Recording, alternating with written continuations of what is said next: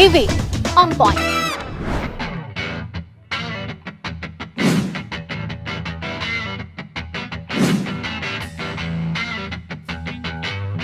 Pak Jokowi mewujudkan itu.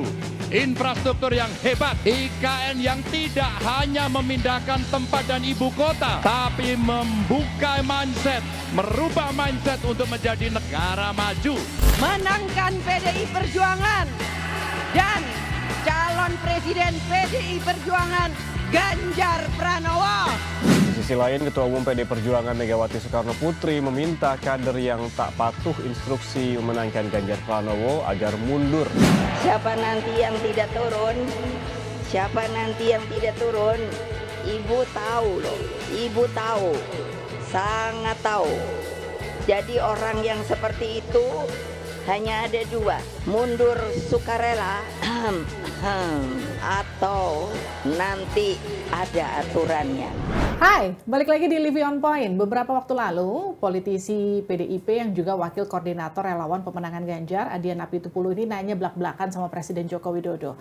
Pak Jokowi, kemana sih sebetulnya suara dari Pak Jokowi itu berlabuh? Kenapa kemudian ini jadi pertanyaan yang penting? Karena kan memang sempat muncul desas-desus yang juga menyebarkan bahwa Pak Jokowi ini sebenarnya suaranya nggak firm ke Ganjar, tapi juga pecah ke Pak Prabowo. Ini kan kalau kita lihat dari Projo yang memang sudah condong ke arah Pak Prabowo sebenarnya, bukan ke arah Pak Ganjar. Tapi kemudian yang jadi pertanyaan lagi, kenapa ini harus ditanyakan sama Bang Adian? Apakah memang Bang Adian juga ragu sebetulnya Pak Jokowi itu suaranya firm ke Pak Ganjar?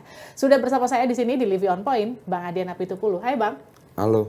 Thank you udah datang Bang. Iya. Yang jadi pertanyaan pertama saya gini, kenapa harus ditanyakan Bang?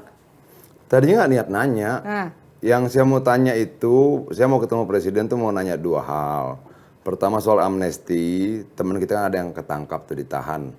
Kena pasal 27 ayat 3 Undang ITE, yang sebenarnya Jokowi juga sudah berapa kali minta pasal dan ayat itu direvisi. Karena sudah banyak sekali makan korban. Terus yang kedua, gue mau bicara soal mahasiswa Papua, ada 3.000 lebih kira-kira ya. Mahasiswa Papua penerima beasiswa Otsus yang berada di berbagai negara di seluruh dunia ini, yang sekarang hidupnya dalam keadaan sulit. Karena beasiswa Otsusnya tidak dicairkan sudah 6 bulan. Beasiswa itu meliputi uang makan, uang tinggal, dan uang kuliah. Nah tadinya gue cuma pengen bicara 3 hal itu, tapi kan momen gue dengan Presiden kan cukup lama ya. 2 hal itu sudah gue bicarain di awal, terus kita jalan lagi sambil bagi-bagi kaos apa segala macam, terus ngobrol lagi, jalan lagi ngobrol lagi. Nah, gue pikir sekalian tanya aja, gitu. Tidak menjadi tujuan sebenarnya. Pertanyaan itu muncul hanya sekedar iseng buang waktu atau memang sekedar ini sudah ada di dalam pikiran dan juga kayak ada yang ganjel gitu. Jangan-jangan memang Pak Jokowi nggak firm ke Pak Ganjar? Nggak juga. Kalau yakin saya yakin. Jokowi ke Pak Ganjar saya percaya. Sekian banyak peristiwa itu kan, peristiwanya kan sudah terjadi berkali-kali yang menunjukkan dia sangat berpihak pada Pak Ganjar ya. Proses yang kita lewati sebagai sama kader partai juga sudah cukup panjang kan. Dia tidak mungkin menukar perjalanan panjang dengan PDI Perjuangan hanya untuk 1 hari pencoblosan tanggal 14 Februari. Nggak mungkin. Tapi Bang Adian kalau ngelihat dari ketika Pak Jokowi ketemu relawan beberapa kali, ini kurang lebih kalau saya menghitung ada sekitar 2 kali ada pernyataan yang disebut Pak Jokowi, salah satunya soal pilihlah pemimpin yang pemberani, pilihlah pemimpin yang kemudian kira-kira bisa meneruskan apa yang sudah dikerjakan Pak Jokowi. Kenapa kira-kira Pak Jokowi nggak langsung mention Pak Ganjar aja, pilih Pak Ganjar? Begini, sebagai presiden dia nggak bisa. Makanya ketika dia bicara dengan saya juga tidak dalam kapasitas dia mengumumkan pada publik, membisik-bisik Ganjar gitu loh. Saya punya perjalanan panjang dengan Pak Presiden kita ini sejak dari Gubernur DKI. Bahwa kemudian komunikasi kita agak terhambat-hambat, banyak di lingkaran istana nggak suka sama saya, itu membuat kita agak sulit bertemu terakhir-terakhir ini. Tapi saya percaya bahwa Presiden tidak punya pretensi negatif apapun tentang saya nggak pernah minta proyek, nggak pernah minta duit. Nggak pernah saya datang cuma bawa masalah demi masalah yang menurut saya sudah menjadi tugas dia untuk menyelesaikan masalah itu. Kan kita memilih dia untuk menyelesaikan masalah. Itu loh. Jadi kalaupun saya datang ya saya akan bawa lagi masalah amnesti, masalah mahasiswa Papua. Yang menurut saya dia harus mampu selesaikan itu. Jadi ya bagi saya sih biasa-biasa saja gitu loh. Saya bisa tanya apa saya sama dia, dari dulu juga begitu. Tapi kalau abang ngelihatnya ini ketika Pak Jokowi menyebut nama Pak Ganjar itu memang Pak Jokowi yakin dia ingin mendukung Pak Ganjar atau memang ini sekedar Pak Jokowi sebagai kader PDIP? Mau nyenengin saya gitu. Sebagai kader PDIP yang harus satu nafas dengan PDIP. Oke, saya jawab Ganjar aja lah. Ada banyak motif kenapa kemudian dia memilih Ganjar. Bisa sebagai kader PDI Perjuangan, bisa juga kemudian dia melihat kinerjanya Ganjar gitu loh. Ganjar sama Jokowi ini kan sama-sama doyan belusukan. Itu yang tidak dimiliki oleh capres-capres yang lain. Artinya bahwa dari gaya politik ya, gaya turun ke bawah, ya Jokowi itu Ganjar. Ganjar itu Jokowi, sama persis. Cara bicaranya sama persis. Gaya bercandanya mirip. Kayak duplikasi aja gitu loh. Tapi kalau hubungan Pak Jokowi sama Pak Ganjar itu renggang gara-gara kemarin U20, Piala Dunia, itu benar nggak sih? Gini loh Mbak, naik turunnya sebuah hubungan tuh bisa terjadi bukan cuma antara Jokowi dengan Ganjar. Tapi ini kita tidak bicara tentang persoalan rasa orang per orang. Kita berbicara tentang nilai kebangsaan, nilai negara ini, nilai jumlah penduduk kita. Yang kemudian seluruh rasa itu harus berani kita tundukkan untuk kepentingan yang lebih besar. Kita sama-sama tahu lah, Projo sekarang arahnya udah lebih ke Pak Prabowo begitu. Belum yakin juga saya. Belum yakin. Gini loh, kalau mereka bilang tunggu arahan Jokowi, satu-satunya capres yang didatangi Jokowi saat deklarasi ya Ganjar. Berkali-kali dia bilang kita butuh presiden yang pemberani, punya nyali. Kemarin dia pidato saat rakernas ya sama untuk Ganjar. Semua untuk Ganjar. Kalau sekian banyak fakta ini kemudian hilang hanya gara-gara ada beberapa spanduk calon yang lain di dalam spanduk itu dengan Jokowi beredar di mana-mana, lalu kemudian seluruh peristiwa sebelumnya antara Jokowi dan Ganjar hilang serta-merta, kan lucu. Enggak lah. Enggak ya? Enggak. Projo nanti juga balik itu. Tapi seberapa penting sih emang dukungan Pak Jokowi buat Pilpres besok? Ini bukan persoalan dukungan itu penting atau tidak penting, tapi banyak pihak yang kemudian memanfaatkan tingkat kepuasan masyarakat pada Presiden Jokowi yang sampai 82%. Itu loh. Banyak kemudian orang bilang misalnya Ganjar nih petugas partai. Loh Jokowi petugas partai yang puas 82%. Oke. Itu loh. Artinya banyak yang kemudian mau mengambil selisih dari kepuasan yang sangat tinggi itu untuk menjadi suara buat mereka. Walaupun sebenarnya kan lucu. Orang coba mengidentikan Jokowi dengan capres lain dengan spanduk. Apa itu yang gede-gede itu? Baliho apa papan reklama. Lucu-lucuan jadinya gitu loh. Oke. Enggak, kalau kita mau lihat Jokowi sebagai presiden, kita lihat yang kerjanya menyerupai dia. Yang kerjanya mungkin tidak menyamai atau tidak melebihi, paling tidak menyerupai dia. Belusukannya. Oke, capres lain nggak ada tuh yang doyan belusukan seperti Ganjar. Kemudian cara dia berbicara pada rakyat sama persis. Sama persis. Tapi gitu kalau abang lihat gini, ini kenapa sama tadi yang abang sempat singgung soal bagaimana kemudian ada pihak yang dianggap kemudian memanfaatkan tingkat kepuasan terhadap pemerintah. Tapi kemudian ini kan juga tidak bisa dimunafikan bahwa sejumlah pihak juga menilai bahwa cawe-cawenya Pak Jokowi menguntungkan pihak sebelah. Itu gimana Bang? Cawe-cawe yang mana ya? Bahwa kemudian gini, kalau kemudian Prabowo sampai sekarang masih menteri, ya dia ketemu aja. Itu loh. Cuman kan itu kemudian dikapitalisasi seolah-olah bentuk dukungan pada Prabowo. Enggak ada itu. Begini loh Mbak, kurang sakit hati apa kalau kita bicara pengalaman serangan-serangan terhadap Jokowi dari Pilpres 2014 dan 2019. Jokowi itu orang luar biasa loh. Apa kalau saya jadi dia tuh sakitnya minta ampun. Dibilang ini pelanga-pelongo, dibilang krempeng, dibilang, dan itu kan bukan dari kubu kita yang ngomong itu. Itu loh. Dan yang legowo itu bukan siapa, Prabowo. Yang legowo menerima Prabowo itu Jokowi. Setelah dihajar kiri kanan dibilang ada segala macam lah. Tapi kan luka itu udah selesai Bang. Dia sudah sembuh, tapi tetap berbekas toh. Tetap berbekas. Saya perhatiin beberapa pernyataan abang yang juga menarik. Abang bicara soal potensi suara capres yang tergerus. Kenapa abang harus mention begitu? Apa potensinya kemana? Gini loh, orang bilang ramalan, orang bilang kepentingan politik nggak, ramalan sederhana saja. Kalau kemudian misalnya suara salah satu capres yang lain itu sampai di bawah 12%, di bawah 15% bahkan, partai-partai yang dukung juga bingung, pasti kalah di putaran pertama. Misalnya ada 2 putaran, 3 calon 2 putaran. Oke, satu nih nggak ngangkat-ngangkat nih. Kan kita bicara tren. Kalau kita bicara survei itu kan kita juga bicara tren. Tren calon yang lain ini kan turun nih. Oke, kalau sampai Oktober November dia nggak ngangkat lagi, memangnya ada yang mau dukung untuk kalah? Kan nggak ada. Memang, misalnya kemudian akan ada penggalangan dana kampanye, ada aturan KPU tuh maksimal berapa segala macam.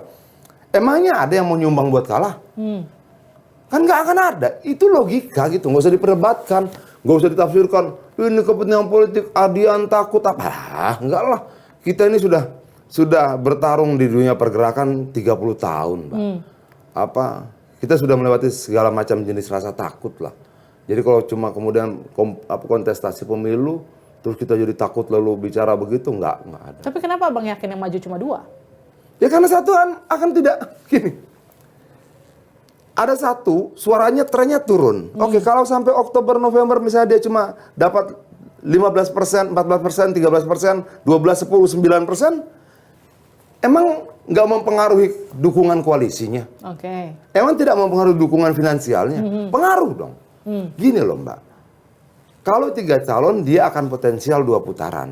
Oke, ngapain kemudian capek-capek buang energi untuk orang yang akan kalah di putaran pertama?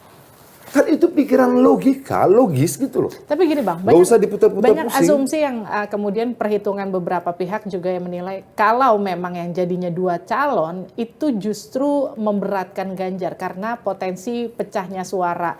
Misalnya kalau pihaknya Pak Anies tidak jadi maju, pecah suaranya akan bergeser ke Pak Prabowo. Itu dulu juga Ganjar. Orang bilang begitu waktu Prabowo sama Jokowi. Gimana Bang? Jokowi itu kemungkinan akan kalah, banyak sekali yang seperti itu, bilang tidak. Memang kalau dibuat head to head secara sejarah segala macam, Jokowi ini anak orang biasa. Sementara kemudian Prabowo ini anaknya bengawan ekonomi katanya, menantunya penguasa tunggal Orde Baru. Kalau kita lihat dari situ, ya Jokowi kalah. Tapi kalau kita lihat dari hati rakyat, kita lihat cara berpikir rakyat, kita lihat cara memandang rakyat terhadap Jokowi, Jokowi mana? Tapi itu Pak Jokowi, ini Pak Ganjar. Begitu juga yang terjadi pada Pak Ganjar. Ganjar itu siapa? Anak seorang polisi, pangkat yang biasa-biasa saja. Ganjar itu Jokowi dalam bentuk lain. Latar belakangnya mirip, bukan orang kaya gitu loh. Dan dia berhadapan dengan siapa? Dengan menantu penguasa tunggal Orde Baru yang berkuasa 32 tahun lebih, anak pengawan ekonomi, suami dari putrinya Soeharto. Dari sisi situ kalau kita hadap-hadapkan kalah Ganjar, tapi apa yang terjadi pada Jokowi akan terjadi juga pada Ganjar. Kalau dari latar belakangnya, apa? Itu selain dari sisi latar belakang, apa yang membuat Anda optimis? Loh Mbak, saya tuh namanya Ganjar tuh kebanyak acara. Di Bali dia ketemu dengan Gen Z. Cara dia ngobrol tuh, oh ini Jokowi banget gitu loh. Bagaimana respon orang menatap dia itu, oh ini tatapan yang pernah saya temui 2012, 2014, 2019. Saat orang menatap, nah itu sulit saya jelaskan. Kemudian saya menemani dia belusukan di pasar Minggu, saya menemani dia sepedaan di Cibubur, saya menemani dia di Pademangan. Saya nggak ikut rame-rame, saya ngeliat dari jauh. Saya cuma ngeliat respon rakyat bagaimana, luar biasa Mbak, luar biasa. Saya seperti sedang mengulang peristiwa saya mendampingi Jokowi belusukan. Peristiwa saya bersama Jokowi ketemu dengan rakyat di berbagai macam tempat. Sama. Tapi itu kan gini, dari tadi kan Abang bicara soal kesamaan Pak Jokowi sama Pak Ganjar. Bedanya Pak Jokowi sama Pak Ganjar secara personal tuh gimana? Pendekatan mereka apa yang beda? Apa yang kemudian melihat? Pasti dong gimana? Seorang pemimpin pasti harus punya ciri khasnya sendiri untuk tampil. Nggak mungkin dia bisa jadi cloningnya Pak Jokowi untuk meneruskan pemerintahan. Ini tidak mengkloning. Tapi apa yang dicintai rakyat pada Jokowi itu ada pada Ganjar. Itu cara bicara, cara berpikir, sikap, cara bertindak, cara berlaku itu ada pada Ganjar. Cara dia berkomunikasi sama rakyat, cara dia jongkok, cara dia menggendong anak mirip. Kalau kemarin nih di acara PDIP kan Bu Mega sempat mention gini Bang, ada sejumlah partai yang kira-kira masih ragu untuk gabung sama koalisinya PDIP. Ini kira-kira menurut Abang apa yang bikin ragu? Sosok Ganjarnya kah atau hitung-hitungan mereka masih belum pas? Ya aduh, negosiasi politik ini kan tidak sederhana. Ada banyak banget faktor gitu loh. Tapi saya sih berpikir pada akhirnya semua akan ke Ganjar. Abang yakin banget ya Bang? Yakin, Mbak. Kenapa bisa gitu sih? Saya ngikuti pemilu berkali-kali. Saya ngikuti pemilu berkali-kali dan saya juga kan caleg. Kita gini ya, orang bisa ngomong apa saja, tapi ketika lu lihat bagaimana cara rakyat menatap Ganjar, lu tahu. Tapi Prabowo dia sekarang dicintai. bukan orang lemah loh Bang. Maksudnya dia tuh sudah, kalau dulu mungkin dia pernah, kalau kita lihat dari sejarahnya mungkin dia pernah kalah 2 kali. Tapi sekarang kan dia sudah punya track record jadi Menhan, orang sudah melihat bagaimana kinerjanya dia. Kinerja yang mana? Kalau kita mau perdebatkan mah, nantilah pada saat debat kinerja kita buka-bukaan gitu loh. Tapi begini, ada memori kolektif rakyat yang tidak bisa dia tukar dalam waktu seketika dengan berlaku lembut, nggak bisa. Memori itu melekat di banyak orang. Memori peristiwa 98, memori dia diberhentikan oleh Dewan Kehormatan Perwira, dan itu melekat, Mbak. Itu tidak bisa hilang. Rakyat akan tetap ingat itu, mau kayak apapun. Sekarang kita balik lagi ke soal Pak Ganjar. Pak Ganjar, kalau memang tadi Anda katakan nih Bang, sosok yang ideal, sosok yang mirip Pak Jokowi, kira-kira apa yang auranya Pak Jokowi itu ada di Pak Ganjar. Terus kalau kita lihat sosok cawapres yang cocok, kalau Mbak Puan itu udah dari sebut 10, itu dia baru sebut 6, sisanya 4 lagi siapa Bang? Saya nggak mau bicara cawapres. Kemarin juga di Parung Jokowi sebutkan pasangan yang dia inginkan, dan itu cukup menjadi konsumsi sekjen. Saya laporkan ke sekjen, Pak Sekjen begini. Oh ya sudah, saya sebagai kader partai melaporkan saja. Saya nggak mau membicarakan di sini. Bang, gini loh, di acara PDIP kemarin, selain 6 orang yang memang Mau udah dipancing kayak apa udah juga disebut, nggak akan keluar. usah disebut Bang, kan bisa di-spill dikit lah. Itu kan ada beberapa sosok yang muncul ya Bang, yang jadi pertanyaan. Begini, salah Mbak, satunya begini, sosoknya Mbak. Pak Andika yang tiba-tiba muncul. Begini Mbak, saya ini bernegara. Ketika saya bernegara, maka saya bersepakat untuk menyerahkan sebagian hak saya untuk dikelola negara. Termasuk melindungi diri saya sendiri. Saya berhak melindungi diri saya sendiri, karena saya bernegara, saya serahkan pada negara. Makanya negara wajib melindungi saya. Karena hak itu sudah saya serahkan pada negara. Begitu juga kita berpartai. Saya sudah serahkan hak saya pada ketua umum dalam amanat kongres yang kita sepakati bersama-sama untuk capres dan cawapres kewenangan ketua umum, dan saya tidak mau melanggar itu. Gak usah dilanggar, Jadi Bang. dikocek-kocek kayak apa juga gak kena. Jadi kalau dibilang Pak Andika jadi salah satu dari 10 cawapres yang kuat begitu mendampingi Ganjar. Punya nomor telepon sekjen? Saya nggak mau nelfon Pak Hasto. Nah, kalau punya tanya langsung aja. Dia lebih punya kompetensi Termasuk dibandingkan Gus saya. Yakut juga. Kemarin Presiden ngobrol sama saya, terus pasangan cawapresnya siapa Pak Presiden? Begini, dia ngomong. Nah, dan saya tidak mau ngomongin di sini. Tapi setelah itu saya ketemu sekjen, saya sampaikan setiap detail pembicaraan saya. Saya berorganisasi Mbak, dan kita terpimpin. Ketika saya sudah sampai pada sekjen, ya itu terserah bagaimana mereka bertimbang-timbang di level itu. Ini janji loh. Siapa nanti yang tidak turun, Ibu tahu loh. Ibu tahu, sangat tahu. Jadi orang yang seperti itu hanya ada 2. Mundur sukarela atau nanti ada aturannya.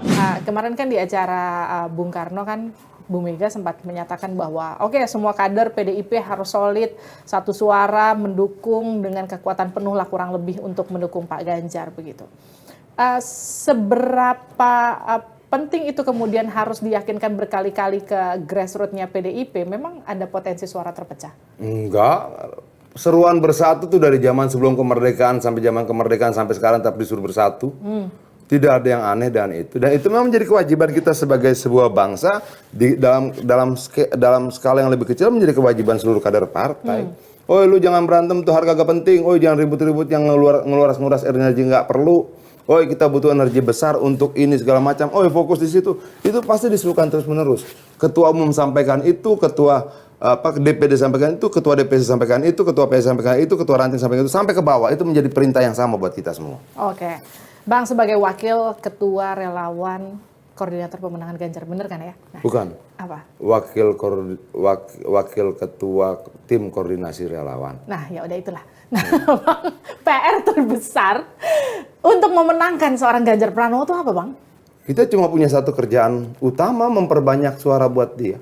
Memenangkan dia ke dalam kontestasi politik Pilpres langsungnya, semakin banyak suara yang mendukung dia, semakin besar peluang kemenangannya. Dan kita fokus semua di situ. Ya, apa yang kemudian jadi fokus utama yang kemudian membuat Abang meyakinkan masyarakat bahwa Pak Ganjar itu adalah sosok yang paling pas untuk meneruskan Pak Jokowi? Dari segala hal yang tadi saya sampaikan, pemikiran, gagasan, cara bicara, cara berjalan, cara dia melayani rakyat, dan sebagainya, itu Jokowi banget. Itu Jokowi banget. Dari rekam jejak, dia tidak punya celah pelanggar HAM, tidak pernah celah berlaku diskriminatif, tidak pernah punya celah melakukan kekerasan terhadap rakyat, dan bla bla bla, banyak sekali. Dari sisi yang lain, ternyata dia yang paling memahami tentang apa yang diinginkan oleh Gen Z ini loh. Dia bilang sama saya, Mas Adian, kalau kita hitung dari percakapan Gen Z di sosial media, sekian puluh persen dominasi terbesar itu adalah kekhawatiran mereka tentang lapangan pekerjaan. Tapi jangan salah, lapangan pekerjaan yang diharapkan oleh Gen Z ini adalah industri kreatif. Dan itu sampaikan sama dia di Bali, dia ngerti banget. Itu loh, dia ngerti banget. Sisi yang lain secara fisik dia oke, good looking. Gue pernah melihat fotonya Ganjar pakai apa? Pakai jas ya, pakai boelah. Ini mah secara ganteng, keren, oke lah, bangga lah kita. Kalau kemudian dia jadi presiden tuh, ini keren banget gitu loh. Bang, gini Bang, kalau lihat peluang sekarang kan Pilpres masih lumayan panjang jalannya, upaya buat koalisi ke kanan ke kiri, negosiasi masih cukup terbuka luas. Sekarang udah ada P3, Hanura, Perindo ya Bang. Kira-kira potensi siapa lagi yang bakal gabung Bang? Kalau saya bilang sih, ntar juga bakal banyak yang gabung. Ini kan persoalan hitungan, informasi, kalkulasi, keinginan banyak lah dari. Ya namanya juga politik. Siapa memberikan apa, nanti berharap dapat apa, itu juga tidak bisa disalahkan. Toh. Kalau kemarin ketemu sama Mas AHY, Mbak Puan, itu ada hasil politiknya nggak Bang? Rekonsiliasi kah atau ke arah koalisi? Menurut saya yang paling sederhana lah membuktikan bahwa hubungan kita fine-fine saja. Hubungan antara PD Perjuangan dan Demokrat baik-baik saja. Hubungan antara Mbak Puan dan AHY juga baik-baik saja. Bahwa seringkali bersinggungan kata dalam perdebatan, ini biasa-biasa saja. Kalau dulu kan PDIP dianggap paling quote and quote, mohon maaf nih Bang, paling tidak mungkin bersatu dengan Demokrat, tapi sekarang peluangnya kebuka. Ini politik, Mbak. Politik semua bisa bicara dengan siapa saja dan semua menjadi mungkin ketika memang secara ide gagasan dipertemukan. Antara Bu Mega sama Pak SBY juga sudah oke. Ya kalau anaknya sudah ketemu, harusnya oke lah. Kalau kita lihat makannya bareng, apa ngobrol segitu dekatnya, keren lah. Kalau kita lihat gini, di 2014-2019 kan relawannya Pak Ganjar tuh, relawan Pak Jokowi, betapa solidnya kemudian mendukung Pak Jokowi sampai dianggap ini bersaingan dengan mesin partai PDIP saat itu. Secara struktural ya partai lebih kuat lah. Kita partai itu well organized, Mbak. Sampai anak ranting ada. Gitu loh. Relawan itu belum tentu ada yang punya kekuatan mesin partai seperti PDI Perjuangan. Jadi tidak ada yang harus dikompetisikan. Bahwa relawan punya kelebihan sendiri, iya. Dia lebih lincah bergerak. Misalnya begini, kalau menunggu partai bergerak itu, karena ini kapal besar, gerakannya lamban kan? Gitu loh. Kalau relawan kan skoci, speedboat ini. Nah, dalam konteks itu dia punya kelebihan yang tidak dimiliki partai, iya. Tapi bahwa kemudian kita berkompetisi, enggak. Mbak bawa truk, Mbak bawa kapal induk, sama speedboat, beda gerakannya. Itu loh. Nah, apakah kita butuh kapal induk? Butuh. Kita butuh speedboat? Butuh. Kita butuh apa yang motor laut itu? Itu butuh juga. Tapi seberapa penting kekuatan relawan untuk memenangkan Ganjar sekarang? Lah, kalau relawannya Pak Ganjar dianggap kalau nggak penting ngapain tim saya dibentuk? ketika dibuat satu des tersendiri, dibentuk tim tersendiri, itu artinya mereka penting di mata kita. Oke. Kalau yang lain tidak buat des relawan sendiri, ya tidak dianggap penting dolar yang lain. Segitu menghormatinya relawannya, kita makanya dibuat. Mas Basara itu wakil ketua MPR, Mbak.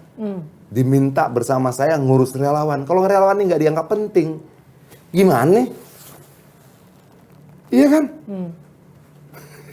4 yang ditugaskan untuk berkoordinasi dengan relawan itu 4-4-nya anggota DPR RI. Artinya penting relawan di mata kita. Oke. Tapi kalau dianggap gini, relawannya Pak Ganjar tidak sebesar dan tidak sesolid relawannya Pak Jokowi. Itu kenapa kemarin Joman udah geser duluan. Projo sekarang disebut merapat ke Pak Prabowo. Karena dianggap agak berjarak dengan Pak Ganjar. Itu gimana, Bang? Kalau dibilang tidak sekuat Jokowi, menurut saya juga kuat sebenarnya. Saya mau bicara kalau relawan ini karena saya wakil ketua koordinasi relawannya. Saya itu punya data. Tiap hari itu kita konfirmasi data. Verifikasi administrasi berapa, verifikasi lapangan berapa, itu kita koordinasi terus. Walaupun saya jalan warawiri kemana-mana, kita terus berkomunikasi. Secara jumlah nih, secara jumlah yang terverifikasi, relawan Ganjar lebih banyak 250 organisasi dibandingkan relawan Jokowi. Sampai hari ini. Jumlahnya lebih banyak justru. Iya. Relawan Jokowi yang terverifikasi, yang terverifikasi dan didaftarkan TKN ke KPU 300. Ini yang sudah terverifikasi aja 530. Yang Ganjar. Jadi lebih banyak 230. Kalau digabung nih, kalau kata istilah presiden itu krak begitu, Bu, gede banget. Gede banget. Dan lincah betul mereka. Relawan ini kan nggak besar organisasinya. Iya. Jadi lincah betul bergeraknya. Nggak ketua umum, ketua ini, nggak ada. Mereka rapat sekarang nih. Mereka betul mereka jalan aja gitu loh. Oke. Lincah. Itu yang makanya menurut kita salah satu kekuatan juga. Bang, ini ada 2 pertanyaan terakhir buat Abang. Pertanyaan pertama, kalau nanti memang akan memimpin Indonesia, terpilih sebagai penerus Presiden Jokowi selanjutnya, sosok seperti apa Ganjar nanti ketika memimpin Indonesia?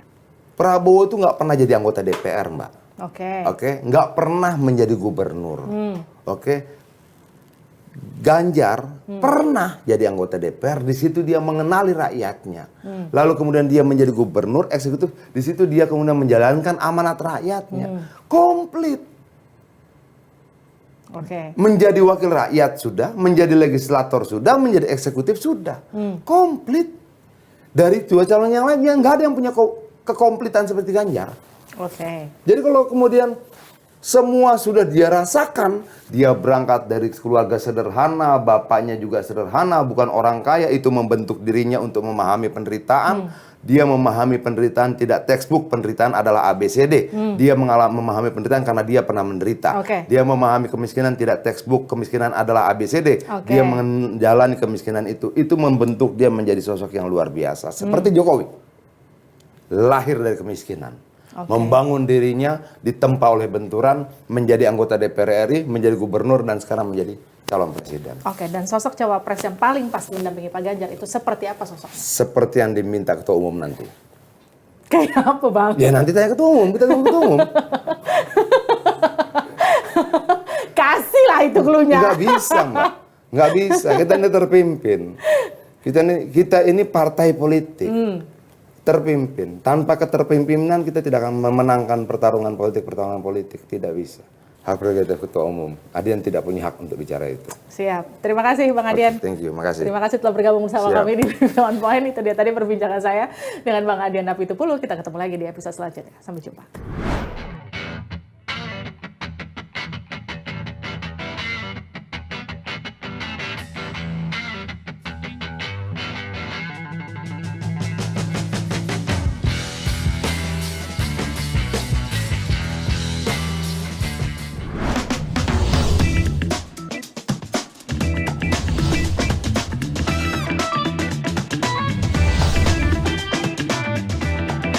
Living on Point.